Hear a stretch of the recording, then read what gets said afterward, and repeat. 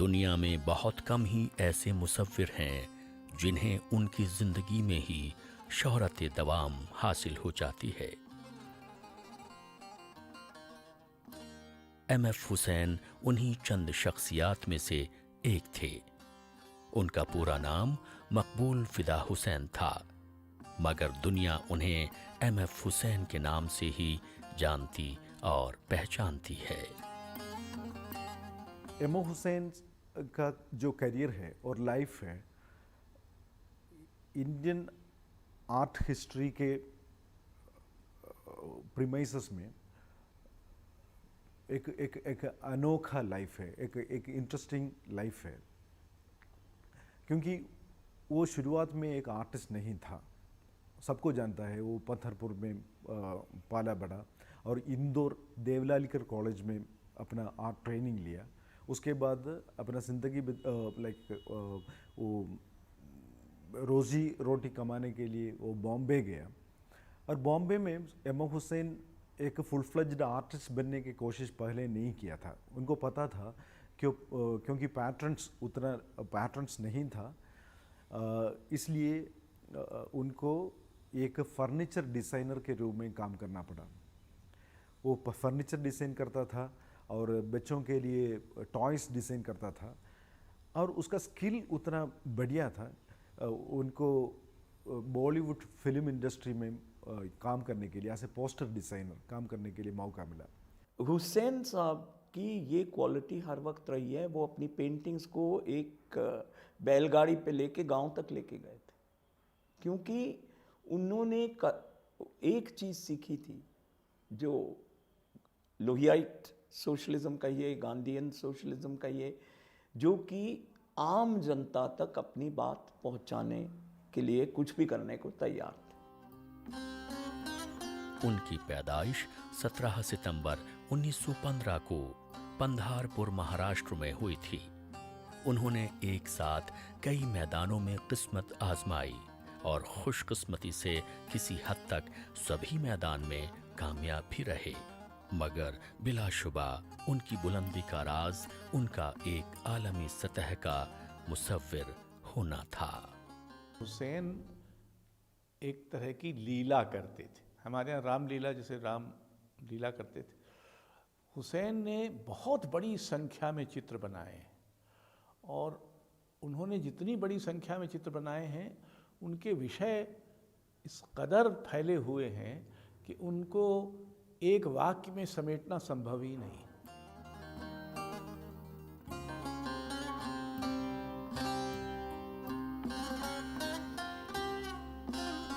उनकी बनाई तस्वीरों की कीमत दुनिया के आर्ट बाजार में करोड़ों में फरोख्त होती थी और आज भी हो रही हैं। मुसव्विरी के अलावा जिन मैदानों में उन्होंने हाथ आजमाया, उनमें ड्राइंग, अदीब और फिल्मसाज के अहम मैदान हैं। गजगामिनी तू है मना। उनकी चंद फिल्में भी बेहद मकबूल हुई। Hussain looked at Madhuri Dixit as a muse. Madhuri Dixit उनके लिए म्यूज था, तो उनके बारे में पेन किया। माधुरी दीक्षित को लेके एक सेंट्रल कैरेक्टर देके गजगामिनी जैसा एक फीचर फिल्म बनाया। और जब उनका इंटरेस्ट तब्बू के ऊपर गया, उस समय वो मीनाक्षी, टेल ऑफ 3 सिटीज़, वो थ्री राइटर्स और 3 आर्टिस्ट के लाइफ में कैसे तब्बू जैसा एक कैरेक्टर इन म्यूज बन के आता है। तो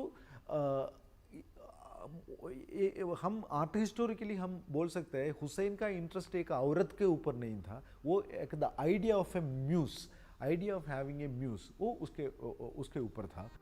मगर बुनियादी तौर पर वो पहले एक मुसव्विर थे और आखिरी सांस तक यही करते रहे। मेरे को हुसैन की सबसे अच्छा काम लगा है ज़मीन, क्योंकि वो काम हिंदुस्तान के आंदोलन, भूमि आंदोलन, किसान, आम जनता से जुड़ा हुआ है। वो आपके national gallery of modern art में है और वो जो कलाकृति है वो एक बहुत ही सुलझी हुई कलाकृति है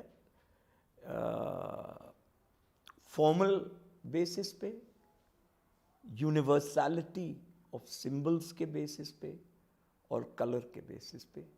तो it's an excellent work, one of the great works of Indian art.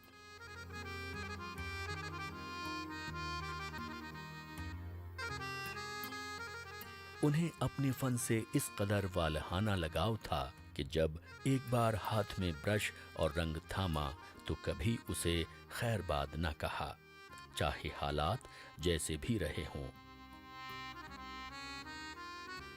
एक जमाना ऐसा भी था कि उन्हें अपने गुजारे के लिए सिनेमा के पोस्टर पेंट करने पड़ते थे और बहुत मामूली रकम पर उन्हें ये काम करना पड़ता था ताकि अपनी रोजमर्रा की जरूरतों को पूरी कर सकें. जो हुसैन थे वो तो बिलबोर्ड पेंटर थे पहले, तो बिलबोर्ड पेंटर से इन्होंने जो स्टाइल सीखा वही इनके काम में बाद में दिखाई दिया. और सबसे बड़ी बात है कि इनके फिगर में फेस में फीचर्स नहीं होते, ये इनके काम की निशानी है. और बड़ा ही आई थिंक जो इन्होंने बिलबोर्ड्स पेंट किए उसका असर इनके काम में दिखाई देता है. साइन बोर्ड पेंटिंग, हर तरीके के वो विधाएं उन्होंने एक्सपीरियंस की. लेकिन उनकी जो स्ट्रेंथ है वो ये है कि his power of the line, his capacity और वो स्पॉन्टेनिटी, वो फ्रेशनेस और वो कैपेसिटी हर किसी में नहीं होती कि वो किसी भी एक्सपीरियंस्ड सिचुएशन को एक पेंटिंग में कन्वर्ट कर सके.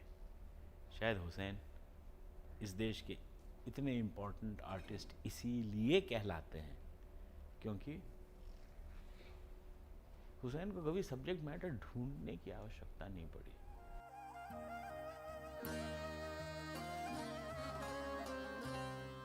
मगर एक दिन वो भी आया जब उन्होंने इन रंगों की जबान की गहराई का एहसास कर लिया और एक सच्चे फनकार की तरह नित नए दिन एक नए मानी की तलाश में सरगर्दा हो गए.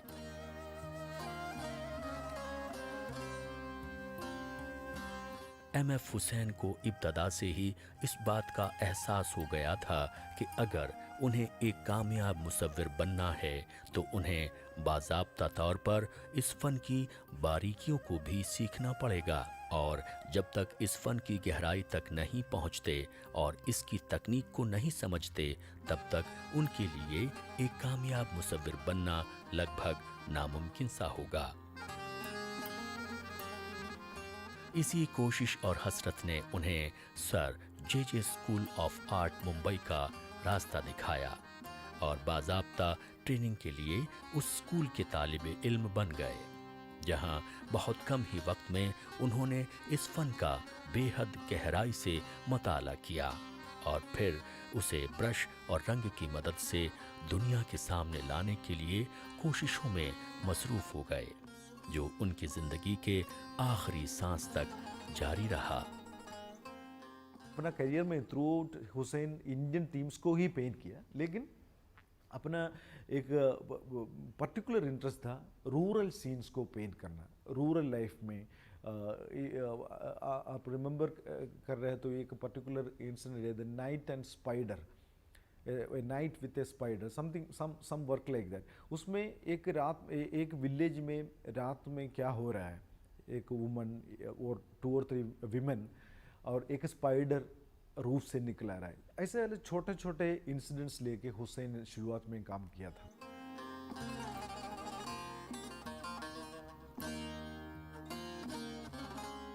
उनको हिंदुस्तान में मुसव्विरी के जदीद दौर के बानियों में शुमार किया जाता है. जब ये तहरीक 1940 में शुरू हुई तो उसके एक बेहद फ़ाल मेंबर बनकर सामने आए और नित नए तजुर्बात करने शुरू कर दिए, जो उस फ़न के मद्दाहों और माहिरीन को यकसा तौर पर अपनी तरफ राग़िब करने लगा. उन्होंने मुसव्विरी में अपना एक मखसूस रंगो आहंग इख्तियार किया जो ख़ास तौर पर उनका अपना था और हज़ारों फ़नकारों में उन्हें एक मखसूस शनाख्त बख्शता था. Not only was he intuitive कि अपने बिल्कुल हृदय से पेंट करते थे, पर इतनी ज़्यादा टेक्निकल स्किल थी, इतनी ज़्यादा मास्टरी थी कि वो तो उस्तादों के उस्ताद थे। और क्योंकि उनकी कला में भावना इतनी ज़्यादा थी, बहुत ही भावुक इंसान थे।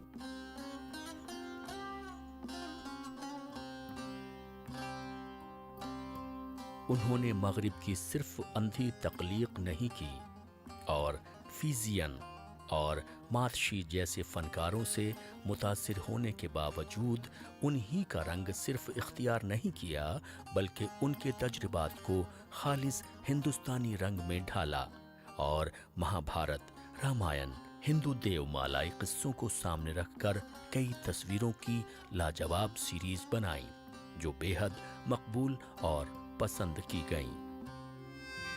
खास तौर पर उनकी हर तस्वीर में घोड़े की मुख्तलिफ तरह की शबीहें लोगों को खूब रागिब करने में कामयाब रहीं।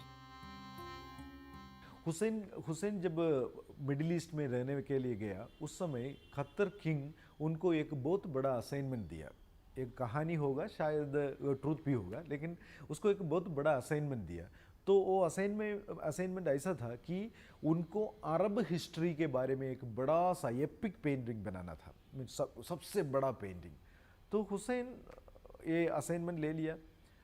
Hussain was living a very royal life there in Qatar. वो असाइनमेंट लेने के बाद कुछ आर्टिस्ट लोग और फ्रेंड्स उनको पूछा कि आप कुछ हिस्ट्री के बारे में कुछ नहीं पढ़ रहा है, आप हिस्ट्री रेफर नहीं कर रहा है इतना बड़ा पेंटिंग करने के लिए। तो हुसैन हंस के बोला कि मैं घोड़ा इतने सालों से पेंट कर रहा हूँ, मैं इसमें भी घोड़ा पेंट करेंगे, क्योंकि अरब हिस्ट्री है जो घोड़े की हिस्ट्री है। वो घोड़े में वो लोग आया, घोड़े में कॉन्कर किया, घोड़े के थ्रू सब कॉमर्स और राज्य तंत्र जो है, पॉलिटिक्स जो है, एक्सप्लेन किया। तो हुसैन ने सोचा, हुसैन बोला वो जो हिस्ट्री होगा, इतिहास होगा, लेकिन मेरे लिए वो घोड़ों का हिस्ट्री है।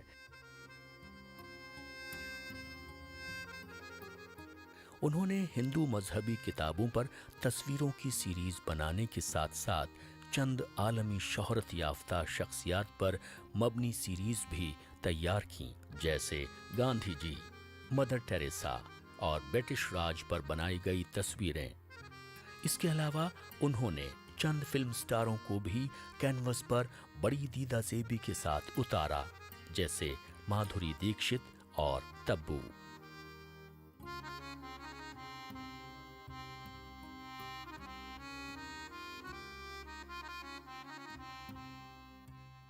ऐसा कुछ है ही नहीं जिस पर उन्होंने चित्र न बनाया हो। लगभग कोई बड़ा चरित्र नहीं है जिस पर चित्र न बनाया हो।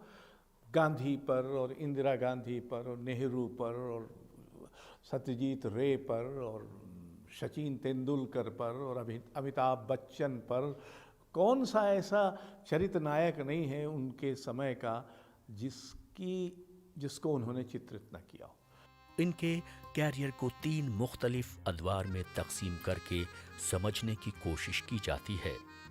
पहला दौर 1940 से 1965 के दरमियान का है, जो उनकी जिंदगी का शुरुआती मगर बेहद अहम दौर था, क्योंकि इसी दौर में उन्होंने अपने फन को संजीदगी से लेना शुरू किया था और जद्दोजहद के साथ आगे बढ़ाया था।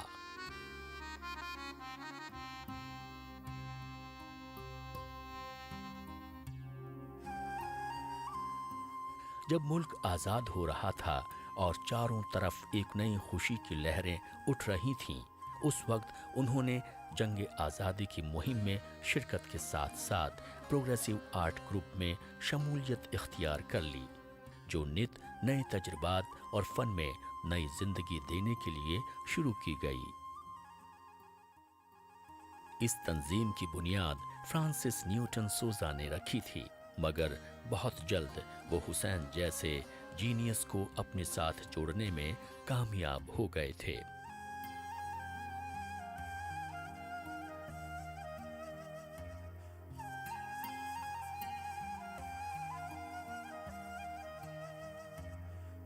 उस वक्त आर्ट की दुनिया में बंगाल का बहुत दबदबा था। हुसैन के पहले भारतीय चित्रकला पर जो प्रभाव बंगाल शैली का था वो एक ललित, बहुत जनाना किस्म की रेखा, उसको हुसैन ने एक बारगी, मोटी, पौरुष भरी रेखा खींच दी, जो कि बहुत बड़ा परिवर्तन भारतीय चित्रकला में हुआ हुसैन के कारण।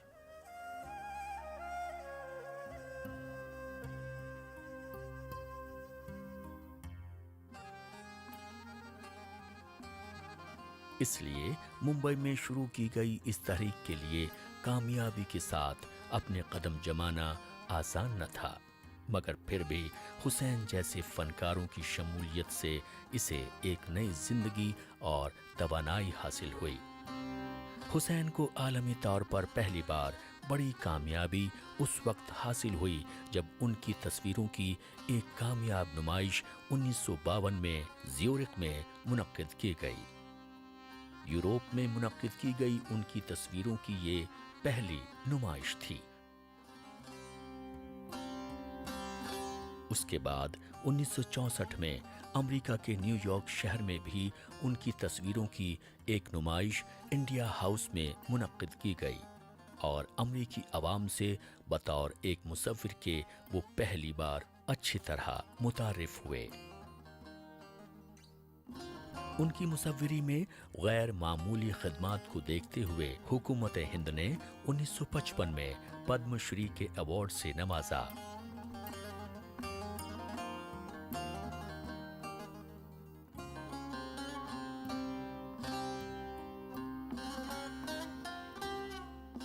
उनकी जिंदगी का दूसरा अहम दौर बतौर मुसव्विर के 1966 से 1990 के दरमियान का था।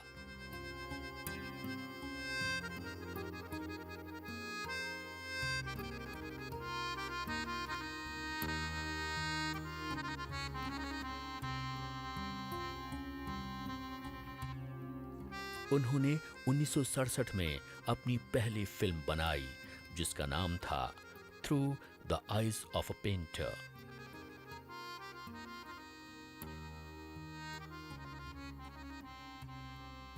उसे बर्लिन के फिल्म फेस्टिवल में दिखाया गया था और मुख्तसर फिल्मों के जुमरे में गोल्डन बेयर अवार्ड से नवाजा गया था।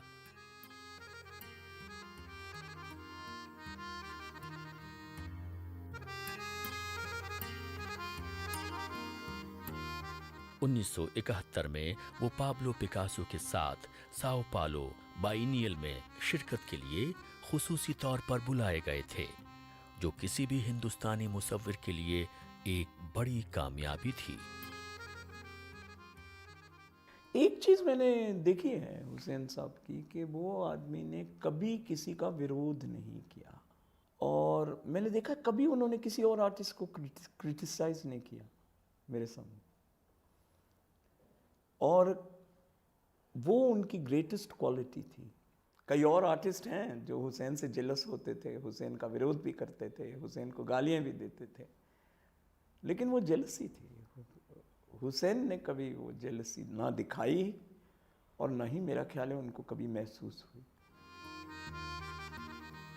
हुकूमत हिंद ने एक बार फिर उन्हें मुसव्विरी के मैदान में उनकी गैर मामूली खिदमात का एतराफ़ करते हुए पद्म भूषण से नवाजा।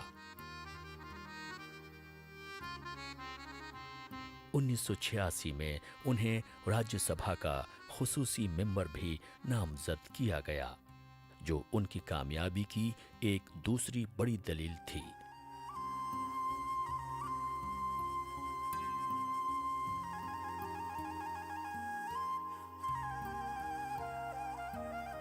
उनका आखिरी दौर 1990 से 2011 का माना जाता है, जब उन्होंने कई ऐसी तस्वीरें और फिल्में बनाई जो काफ़ी मुतनाज़े साबित हुईं, खासकर हिंदू देवी देवताओं की बनाई गई वो तस्वीरें जिस पर उर्यानियत होने का इल्ज़ाम चस्पा किया गया, और फिर उन्हें मजबूरन एक दिन मुल्क छोड़कर बाहर जाना पड़ा।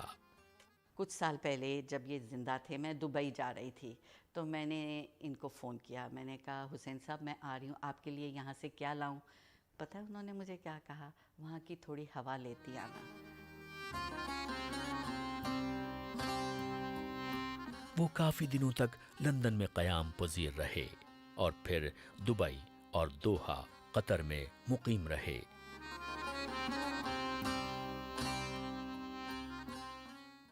लंदन में ही उन्होंने अपनी जिंदगी के आखिरी पल गुजारे और फिर वहीं एक दिन आखिरी आरामगाह भी नसीब हुई।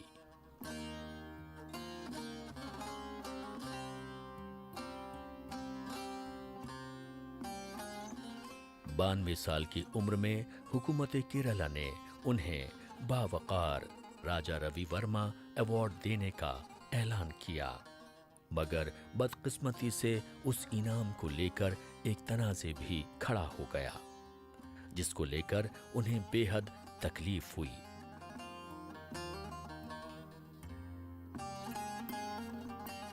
लेकिन उनका सफर कहीं रुका नहीं, बल्कि हमेशा एक पूरी कुव्वत और आबोताब के साथ जारी रहा। तभी तो इस अजीम फनकार के सर 20,000 से ज्यादा तस्वीरें कैनवस पर उतारने का एजाज हासिल है, जो उनकी इस फन में महारत और कमाल दर्जे की तख्लीकियत की गम्माजी करता है।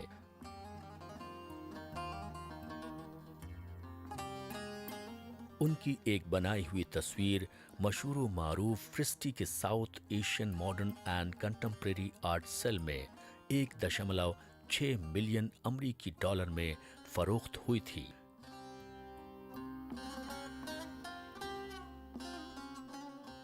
जॉर्डन अम्मान में वाक़े एक आलमी इदारा रॉयल इस्लामिक स्टडीज सेंटर ने उन्हें दुनिया के 500 अहम और बाअसर मुस्लिम शख्सियात की फहरिस्त में बतौर ख़ास शामिल किया था। बिल आखिर एक दिन हर इंसान की तरह उस अजीम फनकार ने भी दुनिया को अलविदा कह दिया।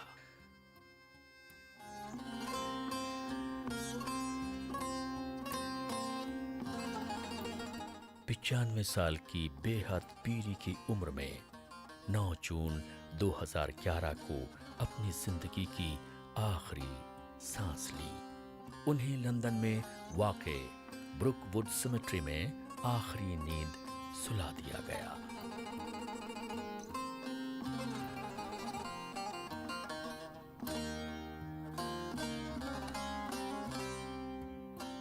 वो मरते दम तक अपने मुल्क की तड़प साथ लेकर मरे, मगर खुदा को कुछ और ही मंजूर था।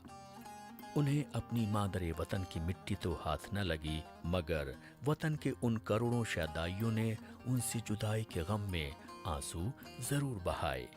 वजीर आजम डॉक्टर मनमोहन सिंह और उस वक्त की सदर जमहूरिया प्रतिभा देवी सिंह पाटिल ने भी अपने ताज़ियती पैगाम में अपने दिली रंजो गम का इजहार किया और मुल्क व कौम के लिए इस अजीम फनकार की मौत को एक बड़ा सानिहा और नुकसान भी ताबीर किया।